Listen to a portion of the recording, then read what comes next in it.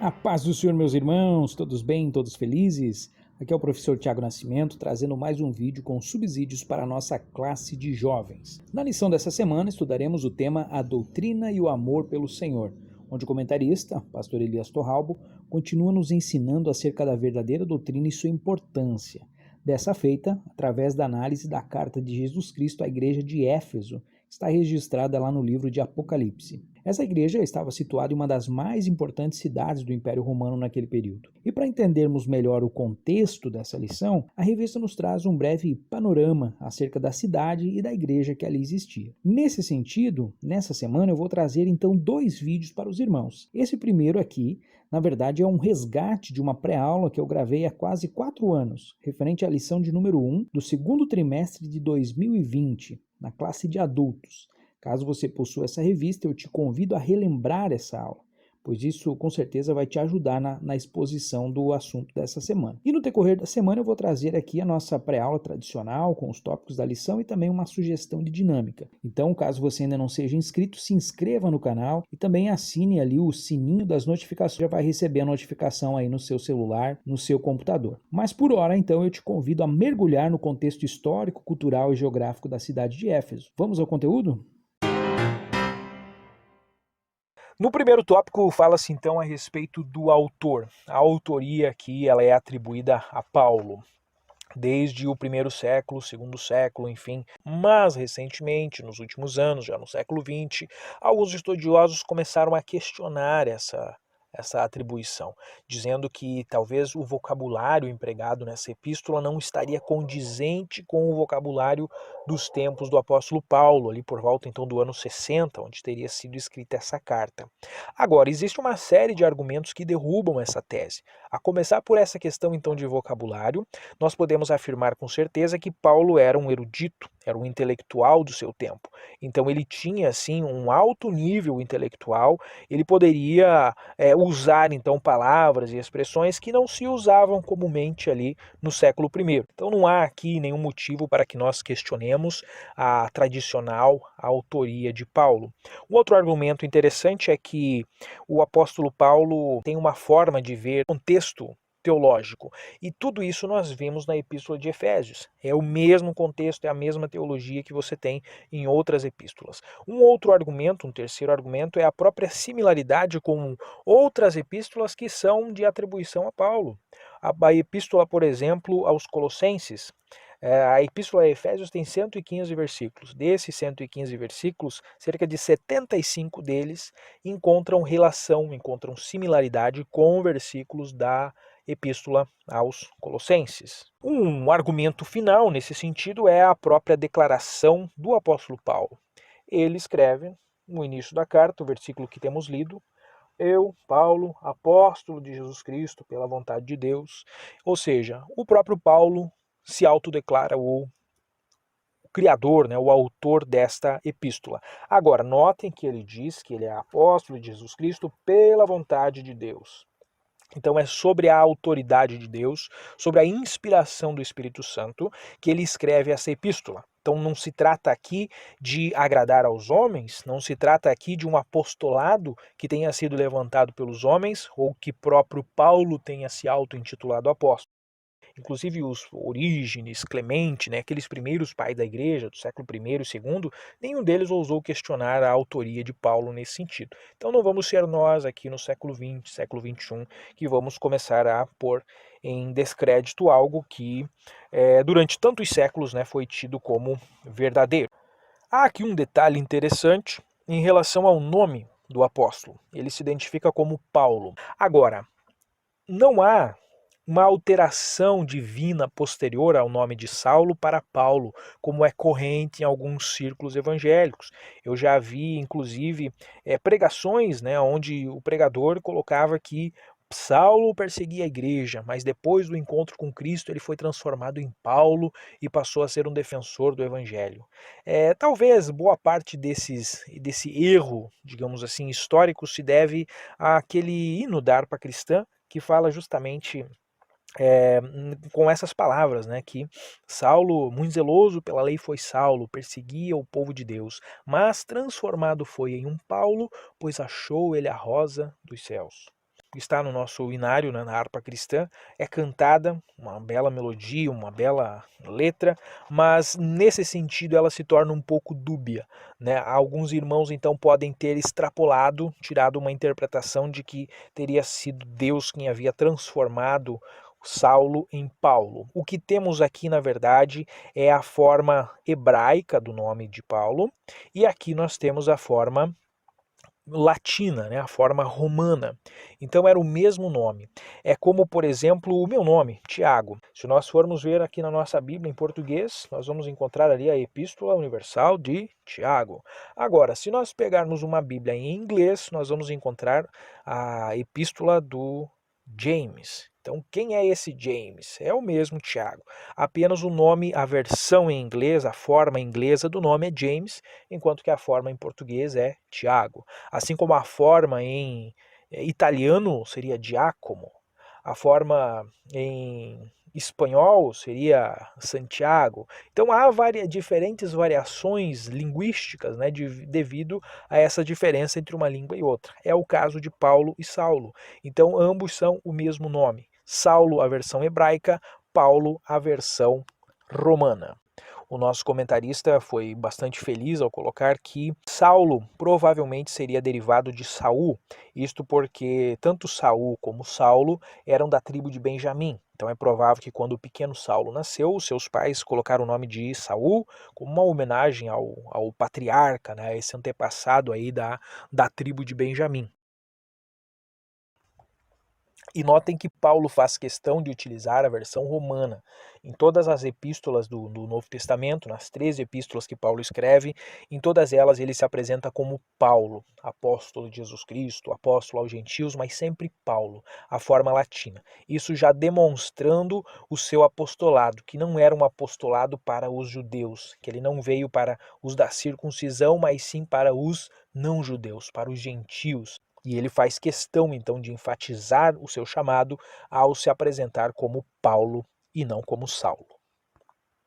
Concluímos, então, o nosso primeiro tópico com a questão da data. Como falamos, a epístola de Efésios e de Colossenses, elas são muito parecidas, elas são muito similares. Isso porque elas foram escritas na mesma época. Juntamente com as epístolas de Timóteo, de Filemão, elas são chamadas de as cartas da prisão, porque elas foram escritas em períodos onde Paulo estava aprisionado em Roma. A questão aqui é que existem dois períodos de prisão. No primeiro deles, por volta do ano 60, 62 depois de Cristo, Paulo foi até Roma e ficou em prisão domiciliar enquanto esperava o seu julgamento. Dessa primeira prisão é provável que ele tenha sido absolvido. Depois de alguns anos, 2 ou 3 anos, ele foi solto. E aí vai haver uma segunda prisão, um segundo período posterior, por volta de 66, 67 depois de Cristo, do qual ele acabou então sendo condenado e martirizado. Então, essas cartas da prisão, a carta aos Efésios, ela é do primeiro período. Então, nós conseguimos datar ela por volta do ano 62 depois de Cristo.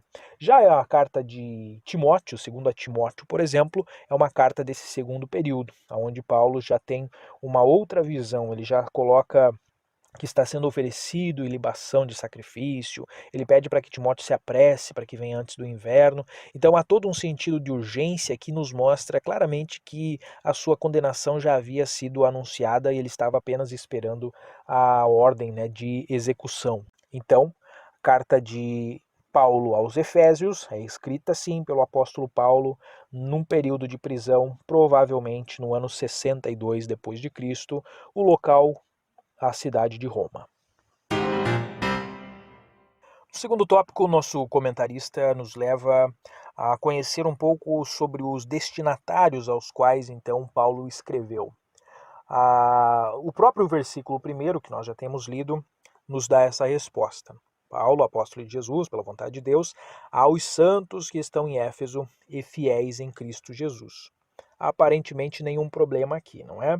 Não fosse pelo fato de que em alguns dos manuscritos do passado que foram encontrados, não existe essa expressão aos santos que estão em Éfeso. Então, para vários manuscritos do passado, o versículo 1 diz que é Paulo, o apóstolo de Jesus Cristo, pela vontade de Deus, aos fiéis em Cristo Jesus. Então, não faz uma referência à cidade de Éfeso. Agora, a explicação mais corrente sobre isso é de que essas cartas, elas eram cartas circulares. Então, essas cartas elas eram enviadas para uma determinada igreja, mas a partir daquela igreja elas rodavam. Então, elas faziam uma peregrinação, digamos assim, nas outras igrejas próximas. Em alguns casos, a própria carta original era levada, em outros casos, eram feitas cópias dessa primeira carta. Então, aqui o que deve ter acontecido é que em 62 d.C., Paulo, preso na cidade de Roma, escreve uma carta endereçada aos cristãos da Ásia Menor, mas com o endereço na cidade de Éfeso. Isto porque Éfeso era a principal cidade desse pedaço de Roma. Então, dessa parte oriental de Roma, da província, da Ásia Menor, a cidade de Éfeso era a capital. Então, é bem possível que Paulo escreva a todos os cristãos da Ásia Menor, mas direcionando a princípio para Éfeso. E a partir de Éfeso, então, são feitas algumas cópias desta carta original, que são distribuídas, então, nas outras igrejas. Esmirna, Sardes, Laodiceia, Filadélfia, enfim. As demais igrejas da Ásia Menor também são contempladas com cópias dessa epístola que Paulo escreve originalmente aos Efésios. E nessas cópias posteriores, então, é possível que não houvesse a frase aos Efésios, visto que essas cartas, então, eram personalizadas, essa parte da dedicatória. E a Ásia Menor que nós nos referimos, então, não estamos aqui tratando do continente asiático, nós estamos nos referindo à província romana que tinha esse nome, então, de Ásia Menor. Essa província, então, englobava uma parte, então, da atual Turquia, essa parte que nós podemos ver, então, nesse detalhe aqui no mapa. E a cidade de Éfeso, como comentei, era a capital dessa província. Esta cidade era uma cidade muito importante. Ela possuía um porto natural que tinha capacidade para atender diversas embarcações de diversos tamanhos e era um porto bastante movimentado. Então, todo o comércio que passava pelo Mar Egeu obrigatoriamente parava na cidade de Éfeso. Esta cidade chegou a ter, em algum período do primeiro século, entre 250 e 500 mil pessoas vivendo nela. Não há um consenso aqui entre os historiadores e os arqueólogos, mas o fato é que ela era a segunda cidade mais importante do Império Romano. Perdia apenas para Roma. E também a segunda cidade, então, mais populosa do mundo nesse mesmo período. Havia, então, muita riqueza circulando nessa cidade. Essas ruas, hoje tudo em ruínas, mas eram ruas extremamente movimentadas, toda pavimentada, com colunas de mármore, e ao redor dessa larga avenida, então havia uma série de estabelecimentos comerciais, desde lojas de tecidos, de perfumes, até casas de banho, as famosas termas romanas, com piscinas aquecidas, e também templos. A religiosidade era muito importante para os efésios. O grande destaque nesse sentido de centro religioso é o templo da deusa Ártemis, também conhecida como deusa Diana. Os gregos chamavam de Ártemis e os romanos depois então chamavam de Diana. Há algumas diferenças entre essas duas divindades, mas basicamente elas compartilham das mesmas características. Há inclusive uma divindade mais antiga chamada de Ishtar, que era adorada pelos mesopotâmios, séculos antes de Ártemis ou de Diana serem criadas. Então, o ponto em comum entre essas divindades femininas é a questão da fertilidade. Eram deusas da fertilidade. Mas a Diana, que aparece aqui então nos Efésios, ela também era a deusa da caça, a deusa da virgindade. E nos nossos dias ela foi remodelada, foi recauchutada e aparece como uma super-heroína em uma série de filmes e desenhos animados e histórias em quadrinhos com a chamada Mulher Maravilha, a Wonder Woman. Então ela é, na verdade, uma adaptação da mitologia grega. A Mulher Maravilha, então, do século XXI é a Diana do século I. O templo de Diana em Éfeso era uma construção imponente de mais de 130 metros de comprimento, com 18 metros de altura, cercada com centenas de colunas de mármore, uma das 7 maravilhas do mundo antigo. Então, uma beleza arquitetônica ímpar. E nesse templo, então, eram adoradas essas divindades do panteão romano. Por exemplo, o Baco, que era o deus do vinho, então misturava-se o culto dele com o culto de Afrodite, né, o culto de Diana, e organizavam-se ali então festivais, orgias de bebedeiras, de sexualidade, de sensualidade. Então havia inclusive prostituição cultual, né, nesse templo. Então havia uma idolatria muito grande nesta cidade de Éfeso. E é interessante que o livro de Atos dos Apóstolos nos mostra uma revolta que ocorre com um escultor chamado Demétrio, que ganhava a vida fazendo nichos de prata onde eram colocadas as imagens dessas divindades greco-romanas. E este homem fica muito perturbado com a pregação dos cristãos, que eram contra a idolatria, porque ele via que ali talvez estava chegando a ruína da sua profissão. Então ele encarna ali uma espécie de sindicalista primitivo, então ele reúne uma série de pessoas ali da sua guilda, né, do seu mesmo ramo de trabalho, e consegue incitar eles e vão até o templo, até o centro da cidade, onde ficava um grande teatro. Os romanos chamavam de os Odeons, né? Então lá no Odeon, nesse grande teatro que tinha capacidade para cerca de 25 mil pessoas, então ali ele consegue incitar o povo contra os apóstolos. Então há um rebuliço muito grande na cidade naquele dia, e depois que isso passa, depois que a sedição ali do Demétrio se acalma, o apóstolo Paulo resolve partir. Mas isso já haviam se passado 3 anos desde que ele havia chegado ali. O texto inicial desta lição, nós lemos apenas o Efésios 1, o Atos 19 ele nos mostraria um pouco desse contexto. Então você pode aí na sua casa fazer a leitura desse texto para que você entenda melhor. Mas de forma resumida, a Bíblia nos diz que na segunda viagem missionária de Paulo, no capítulo 18 do livro de Atos, ele passa por ali e deixa o casal Priscila e Áquila na cidade de Éfeso. E ele passa uma semana, talvez, conversando com os judeus, ensinando na sinagoga, e os judeus pedem que ele fique mais tempo. Ele diz: não, não posso ficar, eu preciso voltar para Antioquia, mas se Deus quiser, se Deus permitir, eu volto com mais tempo. Ele acaba voltando então na terceira viagem missionária, algum tempo depois, e ali ele acaba passando então 3 meses ensinando na sinagoga, e depois ele vai passar mais de 2 anos numa sala alugada na chamada Escola de Tirano. É provável que esse Tirano fosse algum filósofo da cidade de Éfeso. A cidade de Éfeso, essa região da Ásia Menor, desde a época dos gregos, ela era famosa pelos seus mestres.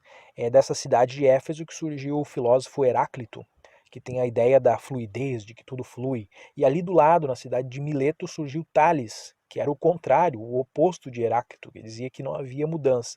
Então, Tales e Heráclito eram 2 importantes filósofos pré-socráticos, né, da época da era grega, e eram ali dessa região. Então havia uma tradição filosófica muito importante nessa região da Ásia Menor, em especial aqui na cidade de Éfeso. Então é provável que Tirano fosse algum filósofo, né, que tinha então esta escola, esse centro de difusão cultural, escolar, ali na cidade de Éfeso. E Paulo aluga este salão, esta sala, para fazer as reuniões, né, para fazer ali as suas pregações. E durante mais de 2 anos, então, ele passa fazendo isso. Diz a palavra de Deus que ao final desse tempo não havia ninguém que não houvesse ainda ouvido a mensagem da palavra de Deus. E aí Demétrio arruma essa confusão e Paulo precisa sair fora. Isso aqui, para mim, me traz um ensinamento muito importante, de que muitas vezes Deus precisa fazer coisas que parecem terríveis, que parecem ruins, que aos nossos olhos parece que estava tudo indo muito bem, e a gente acha que é ali que nós precisamos ficar. E aí Deus vem e coloca algo que nos incomoda. Que Deus nos dê a sabedoria, né, a capacidade de entender quando o tempo dele fechou, quando o tempo dele está completo, para que a gente não fique insistindo numa ideia, num projeto, quando Deus já não está mais naquele negócio. A cidade de Éfeso, então, continua a ter a sua importância ao longo dos anos. No caso do cristianismo, ela vai ter um grande florescimento a partir do século I e II. Já no século I, ela provavelmente foi pastoreada por Timóteo. Quando Timóteo recebe a sua primeira epístola, é provável que ele fosse pastor na cidade de Éfeso. Inclusive, o apóstolo João também teria passado os seus últimos anos de vida nesta cidade. Há, inclusive, a tradição cristã que comenta do local onde teria sido enterrado, né, os seus ossos, onde ele foi sepultado, que depois, posteriormente, foi feita uma igreja, uma basílica, então, nessa localidade. E se João esteve ali, é provável que Maria, mãe de Jesus, também tenha andado por ali. A tradição diz que ela também morou na cidade de Éfeso. Temos o costume de imaginar que o Apocalipse foi o último livro a ser escrito, né, porque ele vem fechando a Bíblia, a revelação de João, mas é fato que João teve a visão do Apocalipse enquanto estava exilado na ilha de Patmos, mas ele não morre em Patmos. Daí Patmos ele volta para o continente, se estabelece então provavelmente na cidade de Éfeso, e é lá que ele vai morrer então depois já com uma certa idade, né, bem avançado de idade. E nesse meio tempo, entre Patmos e a sua morte, é que João então escreve o quarto evangelho e as suas 3 epístolas. No ano 263, a cidade foi destruída pelos godos, aqueles germânicos, né, bárbaros germânicos que a invadiram. Depois, ao longo dos anos, ela vai ter a sua importância econômica sendo diminuída devido ao porto ficar impraticável. Tudo isso vai fazendo com que a cidade de Éfeso comece a perder a sua importância. Em 614, ela vai ser destruída, semi-destruída por um terremoto, e ainda no século V, alguns cristãos radicais já haviam derrubado o altar da Diana, né? O grande templo de Diana havia sido derrubado. Algumas dessas colunas de mármore do altar do templo foram levadas para Constantinopla, onde serviram até para a construção ou a reforma da grande catedral Hagia Sophia. Podemos ver aqui na época dos bizantinos. E hoje, se você for então onde ficava esse antigo templo de Diana, você vai encontrar essa única coluna, que nem é uma coluna original. Ela foi erguida então já no século XX com restos, né, com pedras ali que tinham sobrado da antiga construção. Então foi completamente derribado o templo de Diana. E a própria cidade, então, depois do século VII, ela deixa de ser ocupada e a habitação mais importante, a cidade mais importante atualmente é a cidade de Selçuk, que fica a 3 quilômetros então da antiga Éfeso. Hoje Éfeso é basicamente um local de visitação histórica, arqueológica, e a grande cidade de Éfeso caiu. Isso nos remete, nos lembra cartas de João às igrejas da Ásia Menor. A primeira carta, no capítulo 2 de Apocalipse, é justamente para a igreja de Éfeso. E há uma série de elogios, já entrando aqui no tópico 3 da nossa lição, o propósito dessa carta, né? Ela não há um problema específico que Paulo precise tratar aqui. E 30 anos depois, quando João tem a visão do Apocalipse, também não havia um problema doutrinário muito relevante. Percebam que Apocalipse 2 fala que ela é uma igreja que rejeitou o mal, que é paciente, que trabalha com afinco, que pôs à prova os falsos apóstolos, que perseverou, mas ela perdeu o seu primeiro amor. Essa é a única referência negativa que João faz, né, que Cristo faz através de João a respeito da igreja de Éfeso. E que se ela não se arrependesse, não voltasse ao seu primeiro amor, ela seria destruída, ela se perderia. E infelizmente é o que vemos acontecer. Então, que Deus tenha misericórdia, que Deus tenha piedade de nós, da igreja brasileira, né, do século XXI, que nós também não venhamos a esquecer do primeiro amor, não venhamos a deixar de cumprir aquilo que Deus tem preparado para cada um de nós.